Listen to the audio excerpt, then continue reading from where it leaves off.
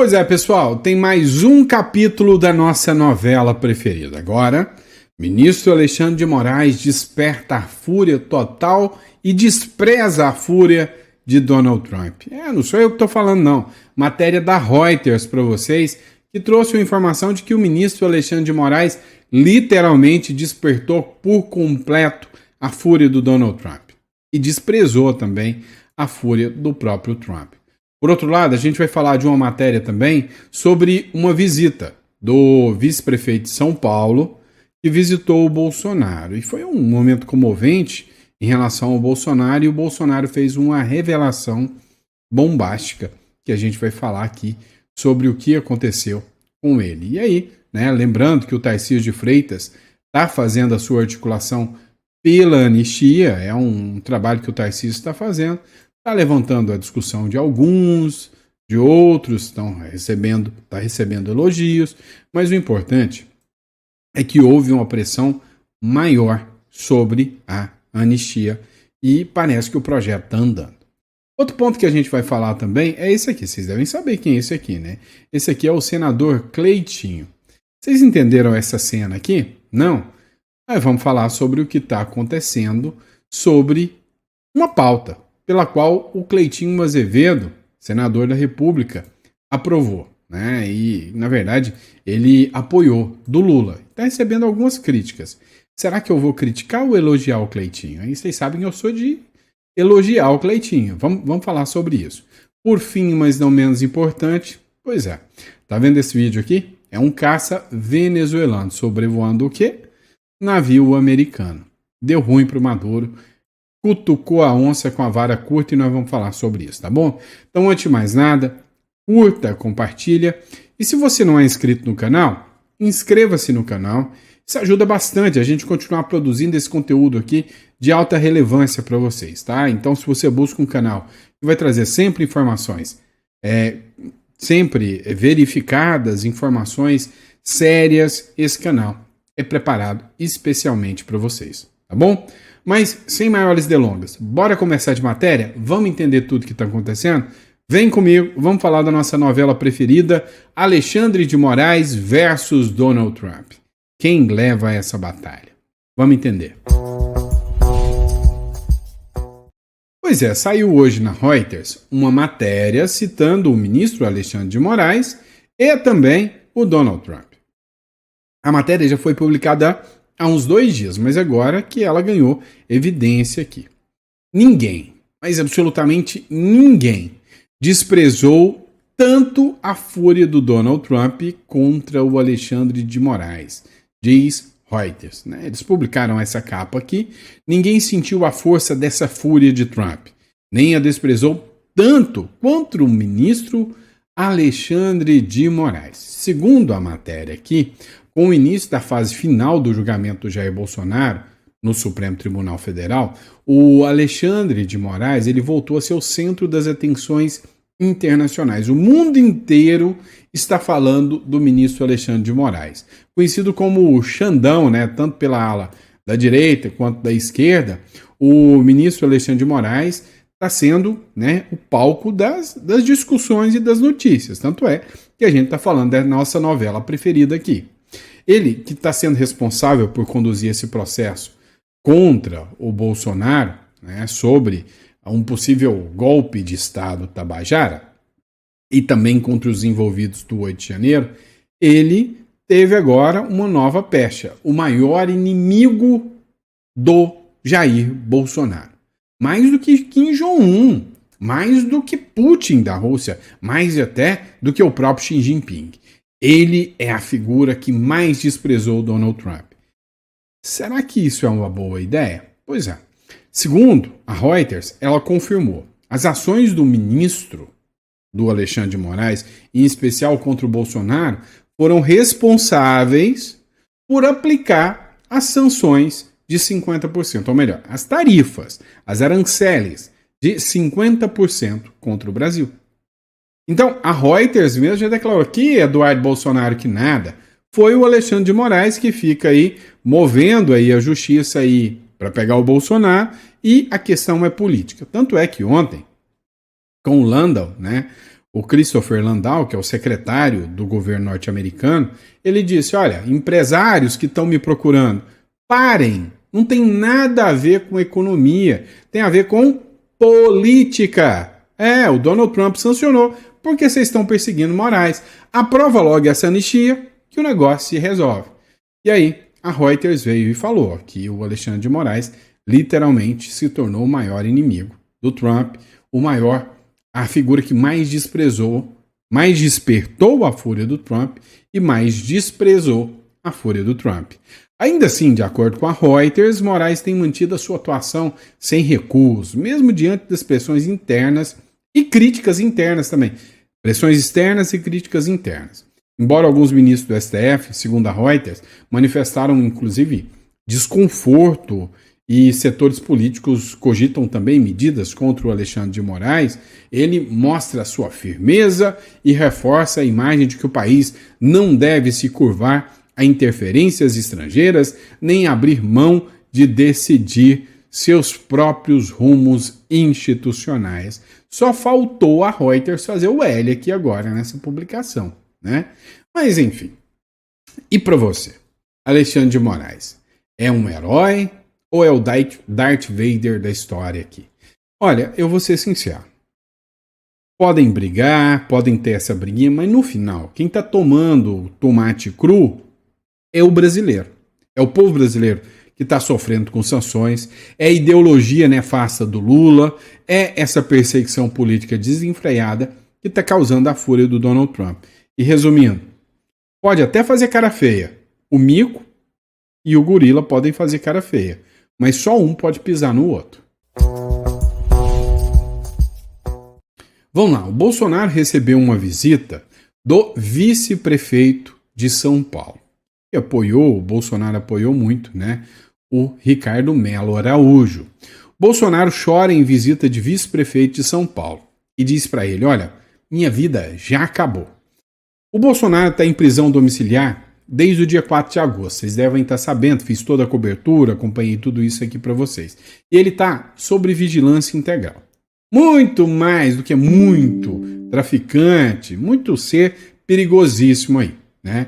O Bolsonaro tem, inclusive, dentro do terreno da casa dele, policiais federais, cogitaram até colocar o cara dentro da casa do Bolsonaro. Mais um pouquinho, o Moraes pede para dormir na cama dele no lugar da dona Michele, né? A coisa ali é tensa. O encontro com o vice, né, que é o Ricardo de Melo Araújo, ele durou ali mais ou menos umas 4 horas. Então foi uma visita ali mais longa e foi marcada por momentos de emoção. Durante a conversa, o Bolsonaro relembrou sua trajetória no meio militar até chegar à presidência da República e ao mencionar ter 70 anos e estar diante da perspectiva de condenação pelo Supremo Tribunal Federal, ele desabafou para o Melo Araújo. Falou, olha, minha vida já acabou, já não tem mais o que fazer. Segundo o Melo Araújo, ele disse que a visita teve como objetivo animar o ex-presidente. Abre aspas para a fala dele aqui. Na minha carreira, visitei policiais que acabaram presos em ocorrência por troca de tiros e depois foram absolvidos. Eu sei o que é isso, o que a pessoa que está presa passa, afirmou. O coronel foi indicado por Bolsonaro para compor a chapa com o Ricardo Nunes. Quando fui visitá-lo, fui lá para deixá-lo animado. Cheguei, abracei, sentamos e ficamos das 14 às 18 conversando. Ele começou a contar a história da vida dele, do exército até a presidência. E eu, jogando ele para cima, disse que a prisão domiciliar é mais uma que ele vai superar, assim como uma facada e um acidente em salto de paraquedas. Ele é ousado, não para, o que disse o Melo Araújo, né, que provavelmente é uma figura forte aí para ser cotada, né, a substituto do Tarcísio, se o Tarcísio literalmente for o candidato à presidência da República. E tudo leva a crer que será. No próximo bloco a gente vai falar exatamente sobre isso. Pois é, pessoal, o Tarcísio de Freitas, né, ele teve o aval do Bolsonaro para fazer uma costura de aprovação da anistia e com isso sem sombra de dúvidas, ele já está pavimentando o apoio para 2026. Isso não tenha dúvidas. Essa revista da Gazeta essa matéria da Gazeta do Povo está certíssima.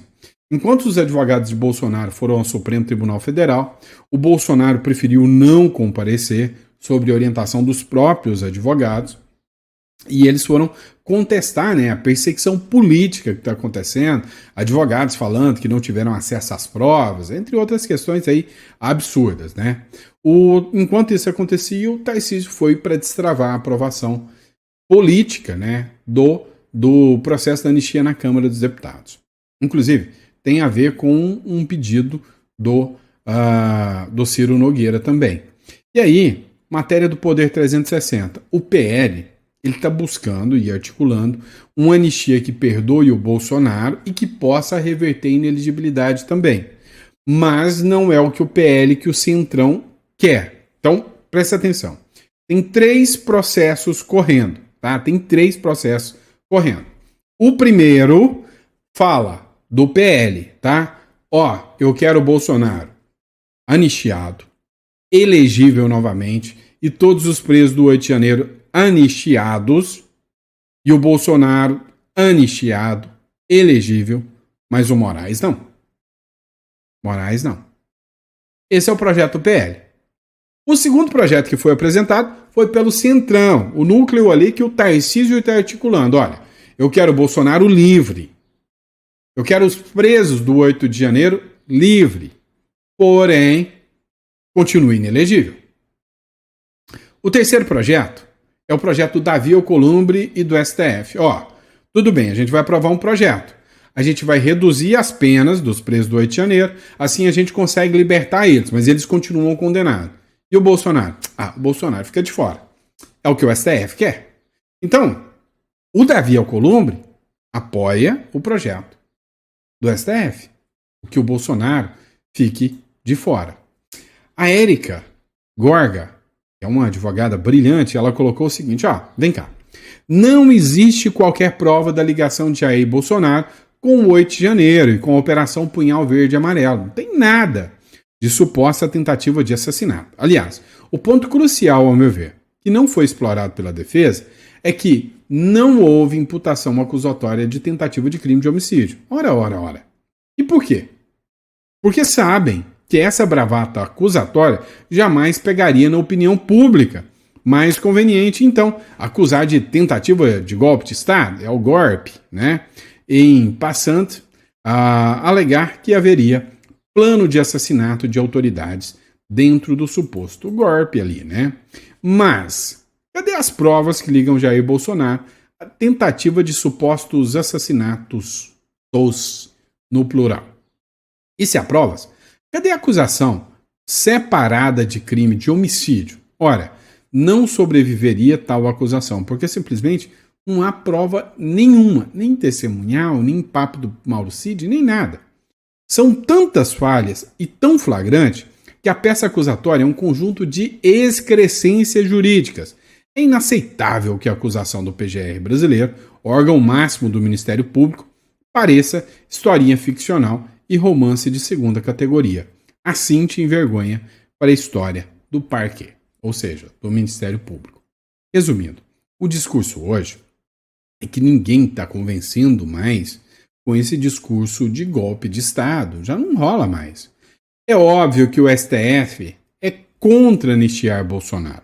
Afinal, eles fizeram horrores com as leis e a Constituição para persegui-lo e tirá-lo das eleições de 2026. Os abusos foram tantos que a reputação do tribunal foi manchada mundialmente.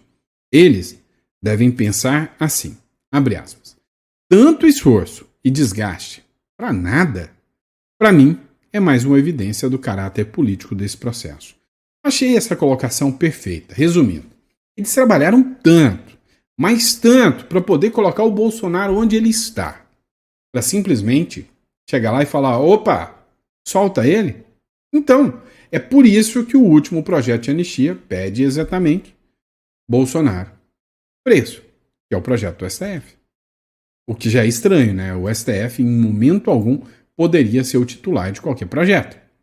Mas dá uma olhada aqui no Ciro Nogueira.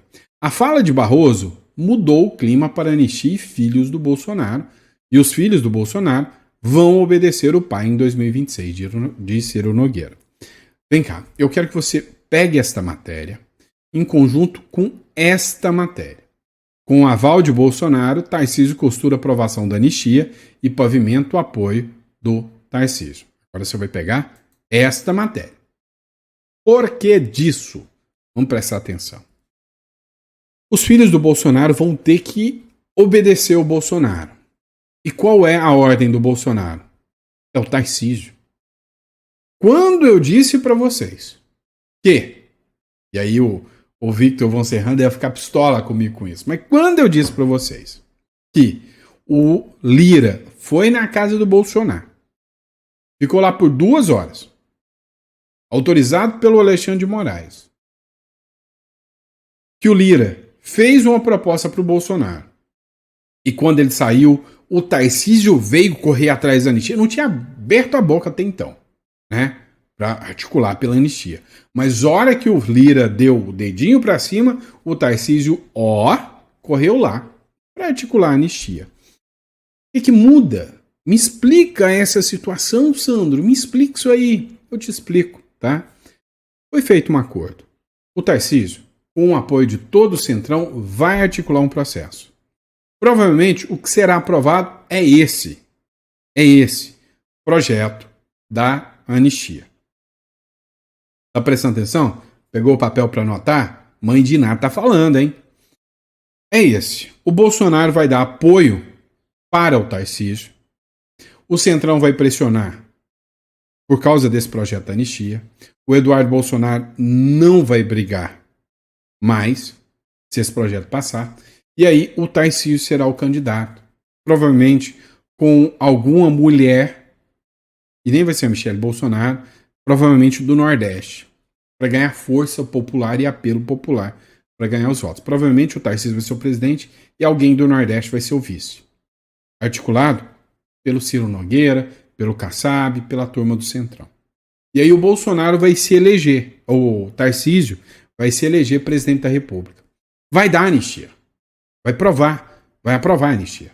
Antes ainda, talvez o Tarcísio ser eleito, talvez até a anistia já passe. Resultado.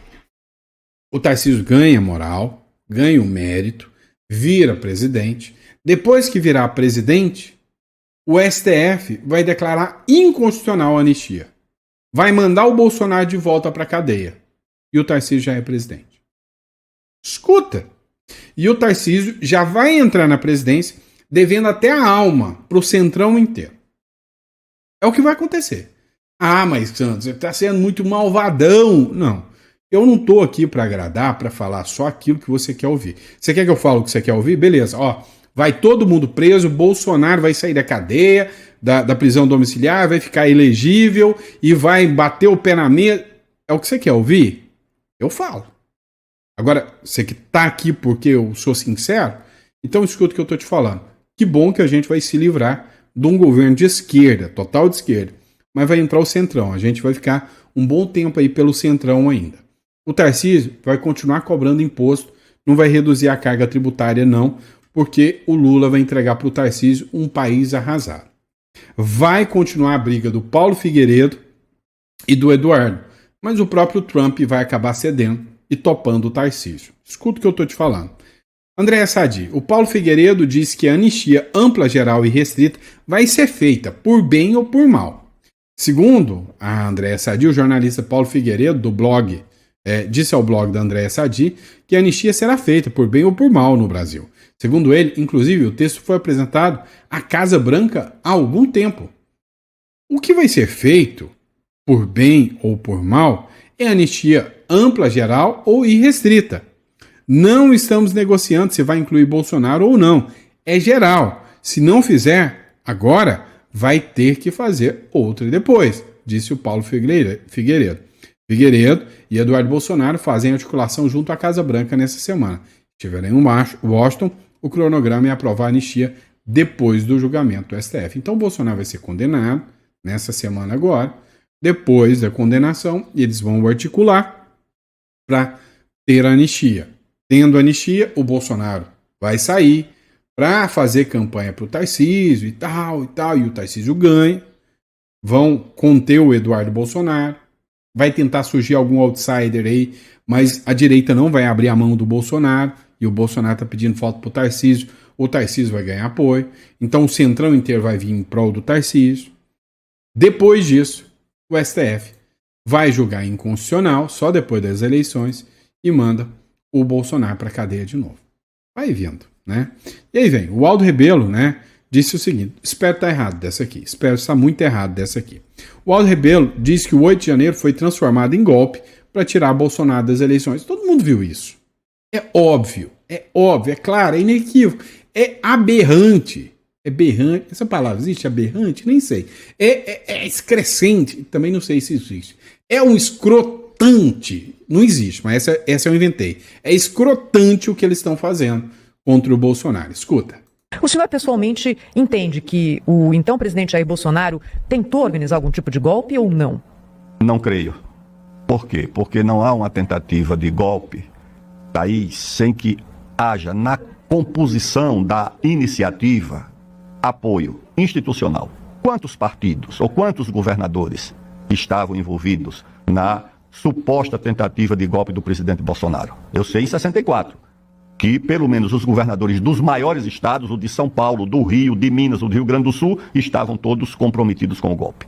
Você não faz um golpe sem esse apoio. Então, não sei, nenhum governador não apareceu, nenhum partido político, por menor que fosse ou que seja, que estivesse promovendo uma ação pró-golpe de Estado. Você tem que ter apoio diplomático. Em 64, era apenas a embaixada dos Estados Unidos operando abertamente com o golpe aqui no Brasil. Eu não tive nenhuma notícia. A embaixada do Uruguai, ou do Paraguai, ou de Luxemburgo, ou do Haiti, da República Dominicana, da Guiana, alguma embaixada foi envolvida nessa organização, nessa articulação golpista. Eu não tomei conhecimento de nenhum apoio diplomático. Como é que você organiza um golpe sem apoio diplomático? Ah, não. Mas aí tinha o comando das Forças Armadas. Acusaram o Garnier, o meu assessor militar no Ministério da Defesa. Mas nem os demais comandantes militares avalizaram essa ideia de que a Marinha poderia propor um golpe de Estado. Quem pode dar golpe de Estado no Brasil é uma única força, é o Exército, que tem capilaridade, que tem organização, que tem tradição política no país, que participou da abolição, participou da República, participou de 30, fez guerra civil de um lado do Exército contra o outro lado. Eram os legalistas e os rebeldes dentro da mesma instituição. Não participou, isso está claro. Aliás, se houvesse essa tentativa, ela não seria realizada porque o Exército não queria, não participaria. Então, não tinha apoio social, disse não, tinha apoio dos sindicatos, apoio da UNE, apoio da mídia. A imprensa apoiou alguma tentativa de golpe? Em 64, não foi apenas a imprensa, foi a elite da imprensa, foram os grandes jornalistas, foi a pena dos melhores jornalistas, de um Alberto Dines, do Antônio Calado, de um Carlos Heitor Coni, essa gente que escrevia os editoriais pedindo golpe, aqui nos jornais de São Paulo, do Rio. Era a elite da imprensa brasileira, dos jornalistas e do jornalismo. Isso também não aconteceu. Eu não conheço nenhum blog de quinta categoria que disse, não, esse blog apoiou o golpe. Portanto, os fatos evidenciam que essa ideia do golpe de transformar o 8 de janeiro de arruaça de baderneiros em tentativa de golpe só se explica para retirar da cena eleitoral de 2026 um protagonista muito forte. O senhor é pessoa... Que aula! Quem gostou? Eu gostei pra caramba. Bora de próximo bloco, nós vamos falar sobre Cleitinho Azevedo. Vem comigo. Pessoal, dá uma olhada nesta publicação aqui do Cleitinho Azevedo. Eu quero a sua opinião sincera sobre isso aqui. População brasileira, eu fiz essa meditação aqui para chamar a atenção de vocês, porque o Lula acaba de anunciar agora que vai dar um benefício para 30 milhões de brasileiros, que é o auxílio gás. E eu vou apoiar. Eu não sou aliado do Lula, mas ele vai apoiar, tá? sou aliado do povo. Até porque esse dinheiro não vai sair do bolso do Lula e nem do meu. Esse dinheiro vai sair do seu bolso através de imposto. Então, que ninguém está fazendo graça para ninguém. Isso aqui é dinheiro de vocês que volta para vocês. E eu quero ver aqui qual político que vai criticar essa atitude. Sabe por quê? Olha essa matéria aqui. Olha que o STF, antes de fazer o julgamento, eles teve direito à meditação e à yoga para ir trabalhar. Aí eu faço uma pergunta para você que está vendo esse vídeo aqui. Quando você vai trabalhar, você tem direito à meditação e yoga antes de chegar no seu serviço? Não. Mas nossa polícia aqui está cheia de benefícios e cheia de auxílio. Então não quero quero ver nenhum político criticar, porque o político não tem moral para criticar quando você recebe um benefício. Sabe por quê? Porque nós temos direito aqui a plano de saúde vitalício, nós temos direito aqui a auxílio alimentação, aqui a gente tem direito também a auxílio moradia. Olha a quantidade de benefícios que a gente tem. Carro particular, motorista particular, tudo quem paga isso é vocês. E quem está pagando agora auxílio, gás também, é vocês. Não é o Lula e nem eu. Por isso que eu vou apoiar. Compartilha esse vídeo para todo o Brasil. Tamo junto. Assim, vocês sabem que eu sempre apoio a maioria das pautas do Cleitinho, mas me poupe, né? Que palhaçada do Cleitinho nesse projeto aqui. Eu vou apoiar. Primeiro, todo mundo sabe que isso aqui é populismo para a campanha eleitoral do Lula e de quem está querendo apoiar em cima do populismo do povo. Isso aqui não é uma pauta de alguém de direita nem aqui nem na casa do Carvalho. É ridículo o papel do Cleitinho Azevedo com o apoio desse projeto aqui. Me desculpa, gosto dele, mas é um papelão o que ele está fazendo. É ridículo. Eu acho que vocês deveriam, como patrões dele, até cobrar. Tá, eu apoio sempre, mas esse aqui, desculpa, esse projeto aqui é um projeto populista do Lula para ganhar voto. Segundo, deixa eu explicar só uma coisinha para vocês. É um projeto de 5, onde um imbecil paga, e esse imbecil é você e eu, tá? Provavelmente você é um imbecil que tá pagando, e eu também. Um imbecil paga para 4 receberem. Ele perde o voto desse imbecil, que ele já não tem o voto, e ganha o voto de 4 sujeitos que já votavam nele, agora vão votar ainda mais.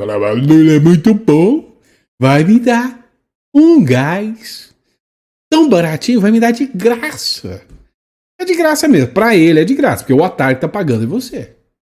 Então assim, cá entre nós, você sabe o que é o trem bom da CCE totalmente independente?